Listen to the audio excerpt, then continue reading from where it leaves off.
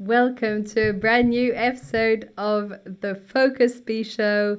Today's topic is around creativity and how you can release your creativity. It is such a fantastic topic. As you probably could tell, I'm really into creativity. I create a lot of content for my podcast, my blog, my YouTube channel, and therefore creativity is at the heart and soul of a lot of the activities I do. First of all, before we go into how you can release your creativity, let's look at probably why you're feeling stuck in terms of your creativity. Because I believe that if you're listening or watching this, then probably a part of you is feeling stuck and the need to release the creativity that you feel is blocked. This is extremely common, so don't worry if you are a creative person and you're feeling blocked. This is so common. So let's look at a few of the key reasons why this might be the case. First of all, you might be going through a challenging phase in your life. Challenging emotionally, maybe you're changing jobs, you're transitioning, you're moving, a relationship has ended, you've lost someone in your life. Any of the things can obviously really impact us emotionally and therefore can make it difficult for us to continue creating.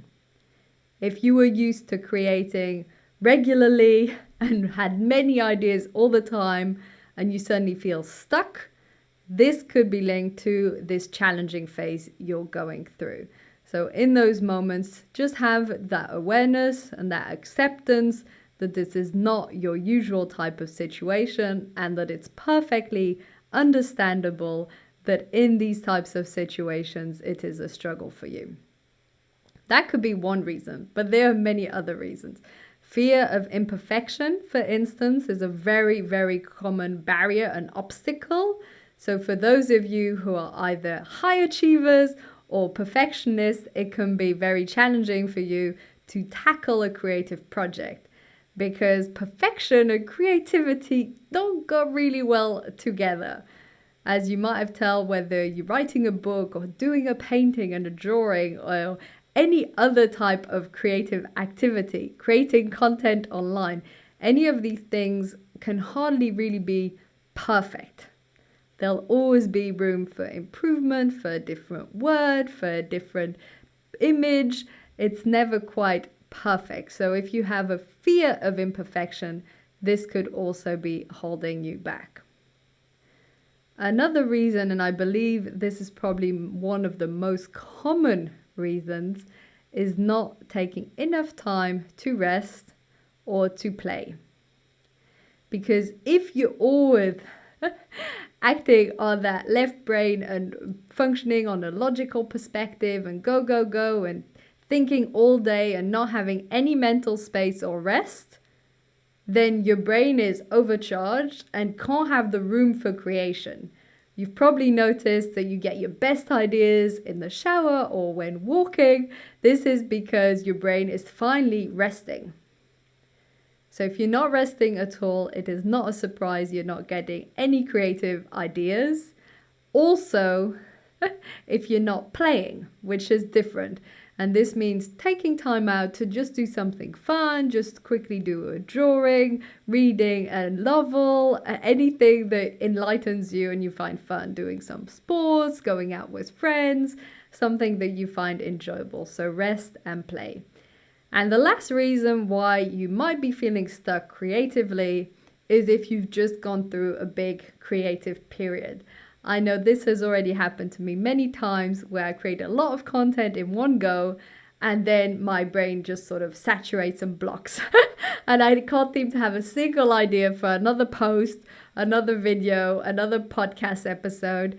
This again is perfectly normal because creativity is energetic, so you've released all that energy and now you need to break, wait, rest, and then it will come back. So if you're in that phase where you've created a lot, but you're feeling that now it's stuck, that's okay. Breathe, and it will come back. Let's go through now a few key ways that you can have and use to enhance, to release your creativity. The first tip is to journal. And the reason why journaling is so powerful for creativity is because it helps you to overcome that fear of imperfection. While you journal, you just release all of your thoughts, ideas, emotions, and it really gets the juices flowing. The tool that I specifically recommend is Morning Pages, that Julia Cameron talks about in her book, The Artist's Way. And this was really powerful and transformational for me and helped me to make huge progress on the book that I was writing. Every morning, writing 3 pages, stream of consciousness, and this will release a lot of things. They'll release stress or pressure, things that you're dealing with. It will help you to be more clear on what you want to accomplish during the day. It really just sorts out all that stuff in your head.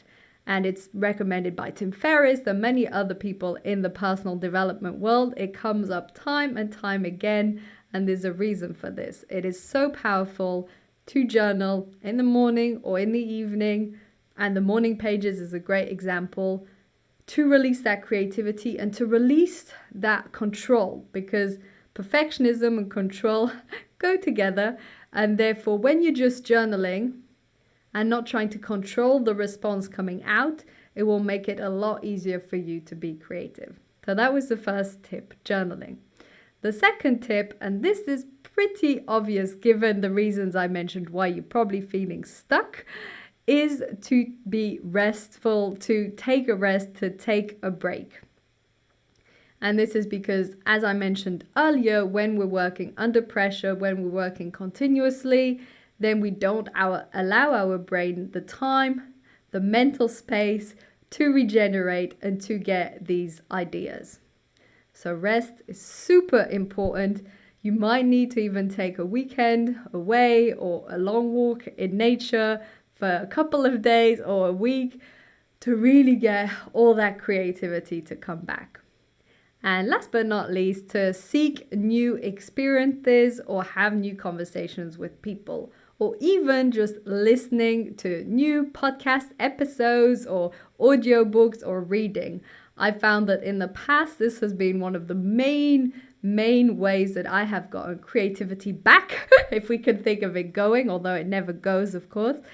I have been inspired when I listen to other podcast episodes, when I read certain books, whether it's fiction or non-fiction, but getting inspiration from outside circumstances. And this can be just through new experiences that you're doing, a new walk, a new place, a new cafe, a new tea place, or through conversations with people, or podcasts, or books, or anything that really inspires you and helps you to think differently and have new ideas. I know that in those moments, I like to take out my notebook and jot down notes, because it always inspires me for new podcast episodes or blog articles. So this can be a fantastic way, if you're feeling a bit stuck, to get that inspiration and to get that motivation going again. So those were the 3 tips: journaling, rest, and seek new experiences, to help you to release your creativity, especially if you're going through a phase in your life where you're feeling stuck and where you're feeling that your creativity isn't flowing as it normally does. I hope you've enjoyed today's episode. Please share it with a friend or a family member if you think it would be useful for them. And please put in the comments what was most inspiring for you, what you're going to implement, and share any other ideas or tools or tips that you have on this topic. Thank you so much for tuning in and wishing you a wonderful day.